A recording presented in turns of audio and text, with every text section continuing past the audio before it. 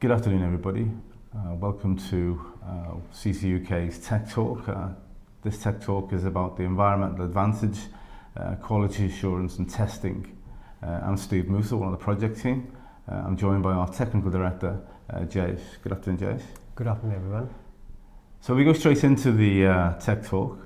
First thing we're going to look at is why would you use carbon fibre, and just generally speaking, Jay, what are the key advantages to use carbon fibre in construction? Yeah, the carbon fibre strengthening is becoming quite popular nowadays, purely because it's a very high strength and lightweight material, and it's much quicker to apply it onto the structure. We can use concrete, steel, wrought iron, cast iron, even on timber structures using FRP. And this is a big advantage, that you can strengthen pretty much all type of structural construction material with FRP. Just to give a feel in terms of number, carbon fibre is at least 3 to 4 times stronger than steel, and at least 7 to 8 times lighter than steel. So you could see strength to weight ratio and why people prefer to use FRP over traditional methods.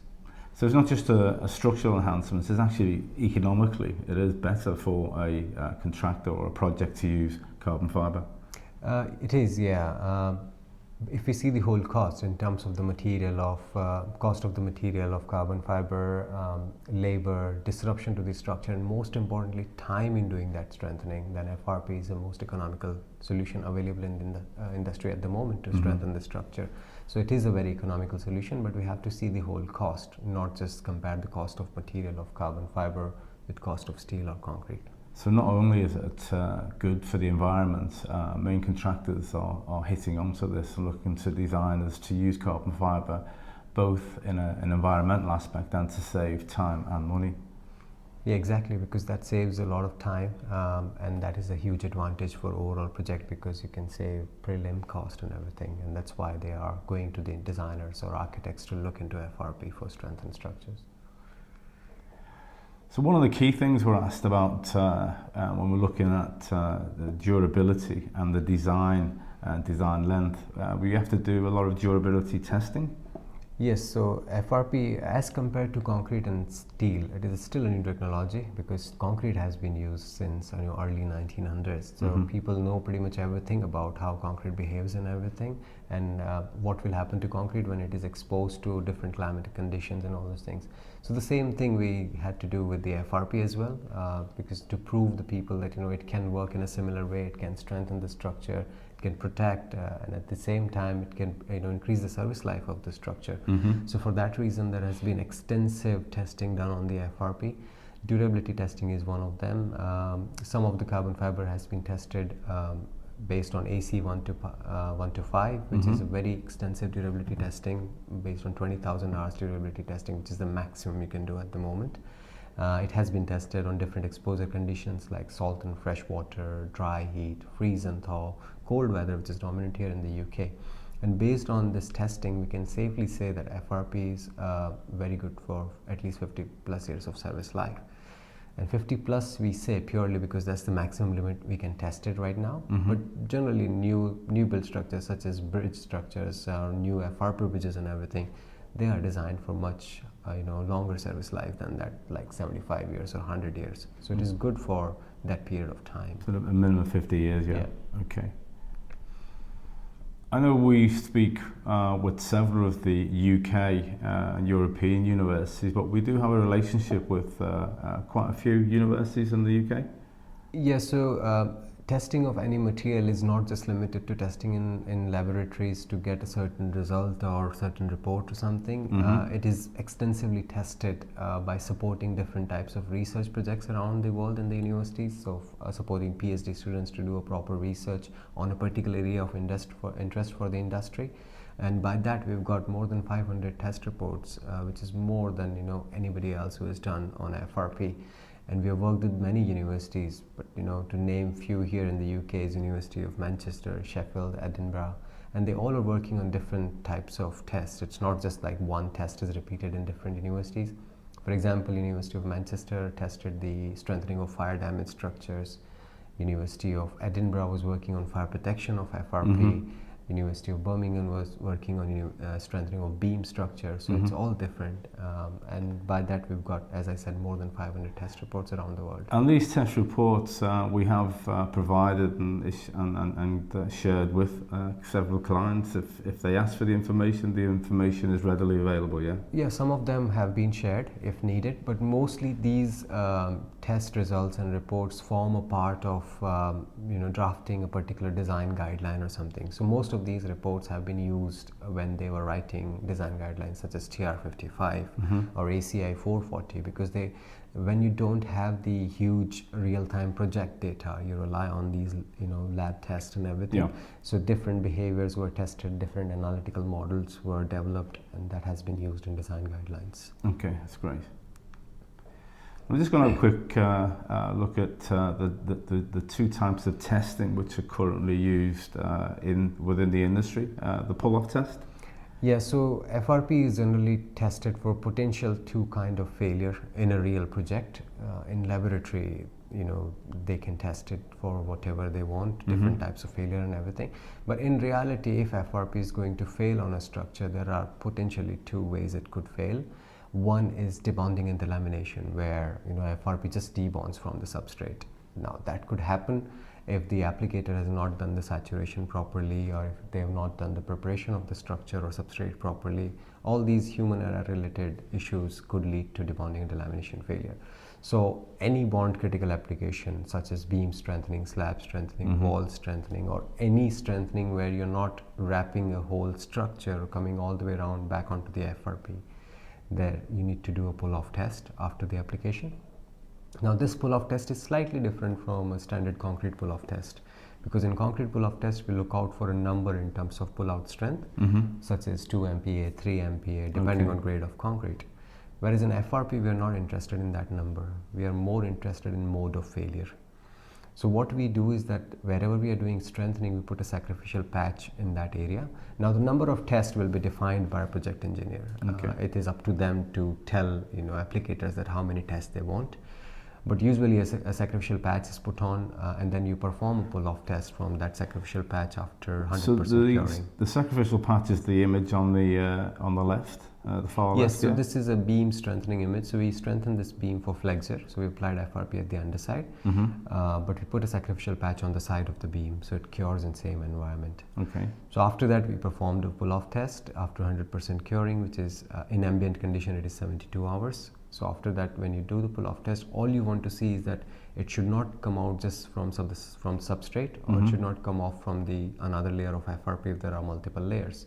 So in this image, in the second image in the middle, we could see that it took out a big chunk of concrete with it, which shows that the bond between FRP and concrete is much stronger than the actual concrete failure strain. Just for a matter of interest, how many layers of FRP are on that? On that particular test sample, it was 4 layers of carbon fiber. Okay, and it's still relatively thin, the 4 layers of carbon fiber. Yeah, it is, because usually 1 layer of carbon fiber is around 1 millimeter thick. So the build-up along with epoxy, it becomes 4 to 5 millimeter for 4 layers. Okay, so the second test, we have the pull-off test and the second test.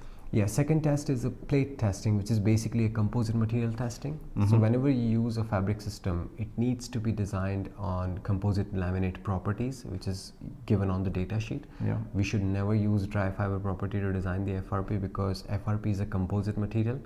So you have at least 2 materials mixed together to make FRP. So there will be a dry fiber which is mixed with epoxy matrix. When it cures, it becomes a laminate, and that laminate is called the FRP. So we should test this kind of composite laminate. So according to TR55, you should cast these kind of 300 millimeter by 300 millimeter plates. The requirement is 2 plates per roll of the fiber, or 2 plates per day of the application if it is a less than roll job. You keep record of all those plates, and then some of the plates will be sent to an independent laboratory. They'll cast a coupon out of them, and then it will be tested under the tensile test. So those tensile properties should match with the data sheet of the material, or should match with the design values which you've used in your design. So it's basically material testing, and it could be related to like concrete cube testing. So what happens to the plates after the project comes to an end? They're kept? It's been kept as a record. If client want, they can keep one sample with them as well to test it in future if needed. But in, say for example, in future if somebody else comes into the building and they want to do further work in the building, they could still have the record of the plates, which could be tested to see the actual property of the FRP, what was there in case of if the design is not available or something. Okay. So we're going to have a look in a bit more detail. We want to give a balanced perspective of using carbon fibre. We look at carbon fibre against steel and concrete. Yeah. Yeah. So as I said, that carbon fibre is, it's 3 to 4 times stronger than steel, but it is also much lighter than steel. It is only 7 to 8 times of the weight of the steel. So it is much easier to apply onto the structure. So from environmental point of view, when you are using carbon fibre, you don't need, like a big setup or temporary works or something to put in place to apply this. Also, the production of carbon fibre as compared to steel production, it uses very less heat and water, and so ultimately it saves further CO2 emission. I think that used to be, obviously in the very early days of the development of using carbon fibre, it was seen to be expensive to produce, but now when you look at it as opposed to the cost of concrete and steel, that isn't the case anymore, no? No, so when you see the CO2 emission values for carbon fibre, that's usually given in a cubic meter of carbon fibre. But on any project, you use very less amount of carbon fibre, so relatively it's much lower CO2 values on a particular project rather than the overall production that way. So that's how you could see the advantage there. Yeah, and I know generally speaking, when you're looking at just the commercial aspect of carbon fibre as against concrete or steel, when you're looking at in isolation, carbon fibre can be expensive. But I think we've got some good examples later on and we can show that, can't we? Whereas when you're looking at the whole life cycle. Yeah, it is, yeah. So as I said previously, if you see the whole cost, which includes everything, including your installation and everything, then you will find it to be much more economical than just the material cost kind of thing. Okay. So I'm going to look at some projects now where we can sort of showcase the environmental aspects, what we're talking about. So the first project we're going to look at is London South Bank University, or LSBU. Yeah, this is so far the biggest project using carbon fibre strengthening system in a building environment in the UK. The reason for that is the amount of carbon fibre used. There was around 8,000 square metre of carbon fibre. We used around 14,500 carbon fibre anchors for shear strengthening. So that's the 8,000 is a big number, a big project. But generally speaking, what would we look to on average? On average, it is around 1,000, 2,000 square metre material, which we call it like a medium-sized project. But as compared to them, this is significantly higher. Okay. And the strengthening was needed on that particular project. It's a university building. They were remodeling the university to changing the position of library, putting it in a new place, installing a new facade, new plant on the roof and everything. So that was a very extensive work. Cut and carve, I think that was That's a standard term for reusing an existing structure. So if they are chopping and changing, or cut and carve is the term which usually architects use if they are reusing a structure and making something else out of it. So what's the picture on the left showing us? So it is showing the strengthening on top of these waffle slabs. So this was a typical 1960s waffle floor construction, but for some bizarre reason, the transverse direction of the ribs have minimum to no reinforcement. So it had to be designed as one-way spanning rib slab. Okay. So we had to strengthen the ribs at the underside for flexure, for sagging moments, on top for hogging moments, and then individual waffle for shear strengthening. That's why the amount of carbon fibre used was quite high, and also it was a very involved design. So we worked very closely with the project engineer Eckersley O'Callaghan there, because there were many areas where we needed input from them, they needed input from us and everything. So it was a very close working relationship with them. From environmental point of view, if we see, so on the images of the application side, you could see that installing carbon fibre is much more, less disruptive than any other traditional method of putting new steel sections or demolition or rebuilding or something. Yeah. So you could see in these images when they're preparing the structure, they're using an angle grinder through a scaffolding platform. So you don't need a big setup to apply this as well. So that's another saving in the environmental point of view. Also, the reason why we share this project with as an environmental case study is that because the project engineer for this project, as I said, was Eckersley O'Callaghan from London. They won an award in sustainability category from IStructT in 2021 for this particular project. The reason for that was that the overall CO2 emission per meter square on this particular project was just 49 kg CO2 emission per meter square, which is less than half of 2030 LETI targets of 105 kg CO2 emission per meter square. I think I'm right in saying if you want to see more details of that report, it's on the IStructT website? Yeah, it is available on IStructT website. They could approach EOC, they can approach us, and we can provide all the details on that. But the other point to add here is that the contribution of CFRP in this 49 kg CO2 was just 3%. The rest was still traditional steel, which they've used in facade and roof for the new plant and everything. So one of the key aspects, and we get asked by a lot of engineers when we're looking to recycle carbon fibre, when it comes to the end of its design life, which as you say can be 50 years plus, currently we're looking at just mechanical recycling, but what other areas are there that you can look at? Yeah, the recycling of carbon fibre is still under research a lot. It's people are researching around the world at how to recycle carbon fibre when it comes to this end of its service life. But this has been in use since late 1980s. So none of the structures where carbon fibre has been applied have come to end of their design life or service life yet. So nobody can actually test it. So it's only been tested in laboratory and all. But the different types of recycling they are testing is thermal recycling, chemical recycling, or mechanical recycling. Mechanical is like when you take the FRP off from an existing structure when you are demolishing it or something. Because once FRP is cured, it can go as landfill. It's not a chemical waste or anything. So they can cut it in small pieces or something. But they try and take the FRP off and use those chopped fibers, mix it in the concrete and make fiber reinforced concrete. So that kind of recycling is currently used if it needed, but the others are still under research a lot. Okay, we're going to look at some specific projects now then, Jay, where we can show how so we'll see another case study where carbon we've saved a lot of time and money for client by reducing the program time. CO2 emission. Yes, so this is another case study. It's an example from a new build structure. Talk about is basically another. This is from London again, where it's in 9 Elms near central London. There was a change in the plan in the very end. They wanted to put a new link bridge between those two tower blocks, which we could see on the left hand side, one in front and one in back. So there was nothing wrong with the structure itself then, no? No, nothing wrong with the design or construction or anything. It's just a change of mind, you can call it, in the end, from client. So that link bridge was supposed to be a precast link bridge in original plans, but in the end they decided they want a steel bridge. Maybe because it's quicker to put in place or something. But that steel bridge needed a connection with the column, which we can see in the middle image strengthened in the corner. That column is not designed for that lateral load because obviously it's already very heavily loaded structure. It's quite tall structure. So they asked their on-site contractor to cast another concrete jacket around it, which was I think 100 millimeter thick concrete jacket.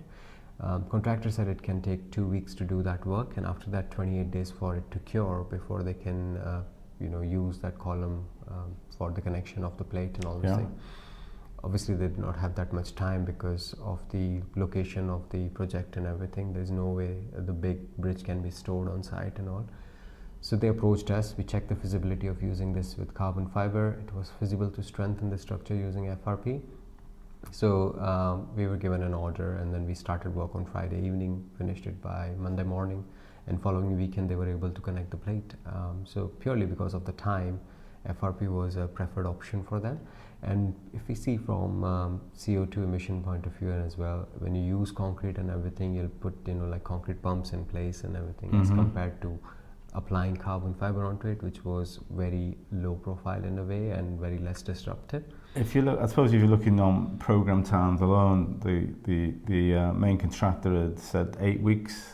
We reduced it to 2, so you've saved 6 weeks then on the site program? Exactly, yeah. But our work was just 3 days. Yeah. So after that it was curing of FRP and everything. So we were not on site for more than 3 or 4 days from that point of view. And from other solution which was there of concrete jacket or something, it will take a lot of time to put a new steel cage in place, casting of that column and everything. So that's overall, if we see, we saved a lot of time and money for client, and ultimately the CO2 footprint was much smaller of the solution. Big reduction, yeah. Okay.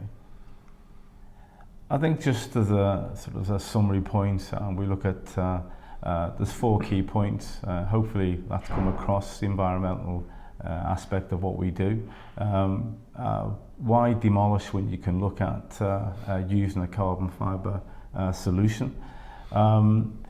We've shown you that if you're looking to use carbon fibre, production costs are a lot cheaper, so the CO2 emissions are a lot cheaper, a lot more reduced.